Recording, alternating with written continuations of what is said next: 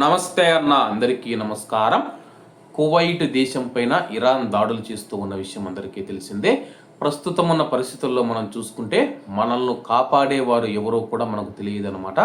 ఎందుకంటే ఇరాన్ డ్రోన్లు మరియు క్షిపణులు ప్రయోగించినప్పుడు సరిహద్దుల్లో ఉన్న సైన్యం కావచ్చు, కువైట్లో ఉన్న పోలీసులు కావచ్చు, అలాగే ఇతర ప్రభుత్వ రంగ సంస్థలు ఏవైతే ఉన్నాయో ప్రభుత్వ రంగానికి సంబంధించినవి అన్ని విభాగాలు పనిచేయడం వల్ల మనకు తెలియకుండానే వాళ్ళు మనల్ని రక్షిస్తూ ఉన్నారనమాట.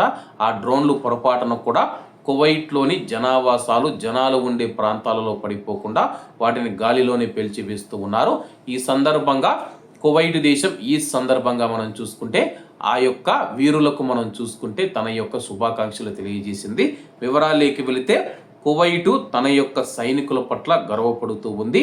కువైట్ దేశం పైన ఇరాన్ జరిపిన శత్రుపూరిత దాడుల సమయంలో తమ యొక్క అప్రమత్తత మరియు అంకితభావం చూపిన కువైటు సైన్యం, పోలీసులు, నేషనల్ గార్డు, అగ్నిమాపక మరియు ఆరోగ్య సేవల వీరులకు ధన్యవాదాలు తెలియజేసింది. ప్రస్తుతం మనం చూసుకుంటే వీళ్ళు లేకుంటే కానీ కువైట్ దేశ పరిస్థితి తలుచుకుంటేనే భయం వేస్తుందని చెప్పేసి వీళ్ళు 5 రంగాలు మనం చూసుకుంటే కానీ ప్రతి ఒక్కరూ గుర్తుపెట్టుకొని కువైట్ సైన్యం, కువైట్ పోలీసులు, కువైట్ నేషనల్ గార్డ్ అధికారులు, అలాగే అగ్నిమాపక సిబ్బంది, ఆరోగ్య శాఖ సిబ్బంది ఎవరైతే ఉన్నారో ఈ 5 రంగాలు కువైట్లో 24 గంటలు పనిచేయడం వల్ల కువైట్లోని ప్రజలు సురక్షితంగా ఉన్నారని చెప్పేసి కువైట్లోని ప్రజలు భయం లేకుండా ఉండేందుకు వీళ్ళు 24 గంటలు వాళ్ళ యొక్క ప్రాణాలు పణంగా పెట్టి పనిచేస్తూ ఉన్నారని చెప్పి కువైట్ ప్రభుత్వం తెలిపింది.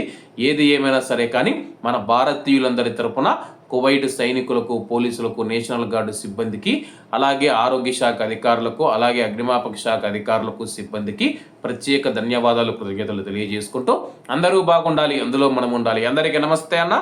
జై హింద్.